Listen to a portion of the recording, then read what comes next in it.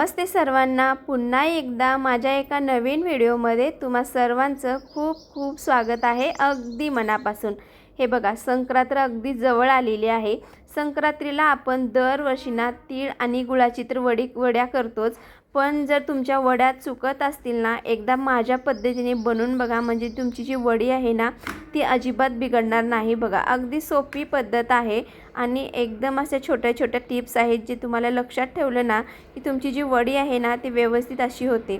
तर त्यासाठी घेतलेले आहेत मी 1 वाटी छान पांढरे शुभ्र तीळ। जेवढे तीळ आहेत ना तेवढंच आपल्याला गूळ घ्यायचा आहे बघा, समान। त्यानंतर 2 चम्मच मी असं एक तूप घेतलेलं आहे। हे एवढंच साहित्य लागतं, बाकी काहीच लागत नाही आपल्याला वडी बनवण्यासाठी। कोणी याला पापडी म्हणतं तर कोणी याला वडी म्हणतं, तुमच्याकडे काय म्हणतात तो ते मला नक्कीच कळवा। आता काय करते, मी सर्व साहित्य बाजूला ठेवून देते। एका पोलपाटाला बघा मी तूप लावून घेणार आहे, कारण नंतर जे आपण पापडी बनवणार आहोत ना तेव्हा लगेच आपल्याला यावरती टाकून द्यायला येईल, म्हणजे आपली घाई गडबड होणार नाही। त्यासाठी या पोलपाटाला बघा आपण आधीच तूप लावून ठेवायचं, हे मेन घटक आहे। आपण काय करतो, हे रेसिपी बनवायला घेतो, ते बनल्यानंतर आपण याला तूप लावायला बघतो, मग अशामध्ये आपली जी वडी आहे ना ते बिघडण्याची शक्यता असते, म्हणजे ते घट्ट होऊन बसते एकदम। त्यामुळे याला आधीच तूप लावून घ्यायचं। आता गॅस कढई ओळूया, गॅस पेटवून त्यावरती मी कढई ठेवते। आता सर्वात आधी तर आपल्याला छान असे तीळ भाजून घ्यायचे आहेत। हे बघा, 1 वाटी जे मी तीळ घेतलेले आहेत ना, गावरान तीळ आहे ते छान आता बारीक गॅस करून आपल्याला या तिळाला भाजून घ्यायचं आहे। जास्त वेळ लागत नाही तीळ भाजण्यासाठी, अगदी 1-2 मिनिटामध्ये आपले जे तीळ आहेत ना ते भाजले जातात। हे बघा, अजून थोडंसं याला भाजावं लागेल, म्हणून याला मी अजून छान असं भाजून घेते। हे भाजते वेळेस ना असं फटफट आवाज येतो, तीळ म्हणा किंवा जवस म्हणा, हे भाजते वेळेस असा आवाज येतच। तर गॅस मी एकदम बारीक ठेवलेला आहे। आता आपले जे तीळ आहेत ना छान व्यवस्थित भाजले गेलेले आहेत। रंग आहे ना तो थोडासा असं गव्हाळी कलर आलेला आहे, तुम्ही बघू शकता।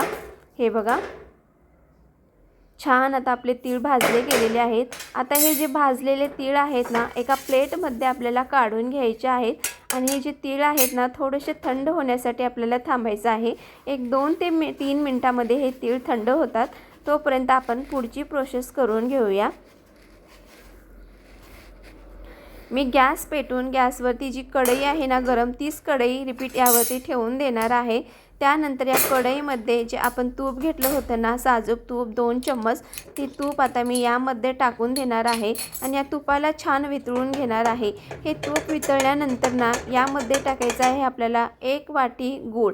हा गूळ आहे ना मी छान असा खिसून घेतलेला आहे। तुम्ही याला असं सुरीनं बारीक पण करून घेऊ शकता किंवा असं फोडून पण घेऊ शकता, पण मी याला छान असं खिसून घेतलं आहे। हे जे गूळ आहे ना आता आपल्याला याचं पाक बनवून घ्यायचं आहे। आता हे सर्व गूळ आहे ना या तुपामध्ये आपल्याला एकदम असं वितळून घ्यायचं आहे। बघा, गॅस फुल ठेवायचा नाही, जर गॅस फुल्ल ठेवलं तर ना आपलं हे जे गूळ आहे ते करपून जातं, त्यामुळे गॅस बारीक ठेवून आपल्याला छान याला वितळून घ्यायचं आहे। तुम्ही बघू शकता छान आपलं गूळ जे आहे ना ते असं व्यवस्थित पातळ होत आलेलं आहे। 1-2 मिनिटानंतर छान याला असं उकळी येते, पूर्ण जो कलर आहे ना त्याचा चेंज होतो। हे बघा, आपलं जे गूळ आहे ना ते छान याला उकळी आलेली आहे। प्रत्येकाची जी रेसिपी आहे ना या तीळ आणि गूळ पापडीची ते येथे चुकते बघा। जर पाक व्यवस्थित आला ना तर आपली जी ही रेसिपी आहे ना ती अगदी योग्य येते। जर पाक आला नसेल ना तर मग जी ही गूळ पापडी आहे ना ते व्यवस्थित लागत नाही। त्यामुळे पाक बनवते वेळेस अगदी असं काळजीपूर्वक करायला पाहिजे, पाक आपला व्यवस्थित आणायला पाहिजे। त्यासाठी हे छान असं गुळाला आपल्याला आधी उकळून शिजून घ्यायचं आहे।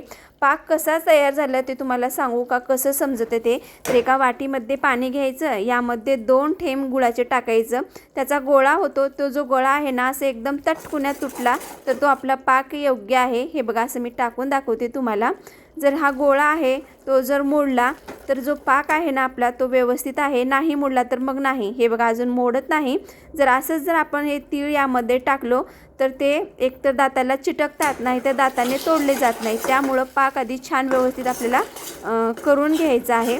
अजून पण झालेलं नाही, 1-2 मिनटं छान आपल्याला पाकाला अजून शिजून घ्यायचं आहे। तुम्ही बघू शकता पूर्ण आता जो आपलं गूळ आहे ना त्याचा कलर चेंज झालेला आहे। मी रिपीट एका वाटीमध्ये टाकून बघते, हा गोळा जर तुटला तर आपला पाक योग्य आहे। हे बघा गोळा एकदम तटकुन्यात तुटला आहे, म्हणजे आपला पाक अगदी योग्य झालेला आहे। गॅस आता एकदम बारीक करते मी। त्यानंतर जे आपले तीळ आहेत ना भाजून घेतलेले ते या गुळामध्ये टाकून द्यायचं आहे आणि आता हे सर्व आपल्याला छान फिरवून घ्यायचं आहे, एकजीव करून घ्यायचं आहे। आता मी गॅस बंद करून घेते, त्यानंतर अजून रिपीट हे सर्व एकजीव करून घेते। एकदम तयार, एकदम झटपट, जास्त वेळ न लागणारी ही आपली रेसिपी आहे। फक्त जो पाक आहे ना तो आपण व्यवस्थित केला पाहिजे। तर बघा आपण सुरुवातीला आधी जे पोलपाटाला तूप आणि बेलण्याला तूप लावून ठेवलं होतं ना, याच्यासाठीच ठेवलं होतं। ही जी प्रोसेस आहे ना खूप फास्ट करायची असतं, त्यामुळे मी त्याला आधी तूप वगैरे लावून ठेवलं होतं। आता जे तयार मिश्रण आहे ना गूळ आणि आपलं जे तिळाचं, ते या पोलपाटावर टाकून द्यायचं आहे। बघा हे सर्व मिश्रण मी या पोलपाटावर काढून घेते आणि हे ज्या चम्मचला लागलेलं आहे ना ते पण एका दुसऱ्या छोट्या चम्मचच्या साहाय्यानं काढून घेते बघा, म्हणजे सगळं हे एकजीव होईल आणि रिपीट यावरती टाकायची गरज पडणार नाही।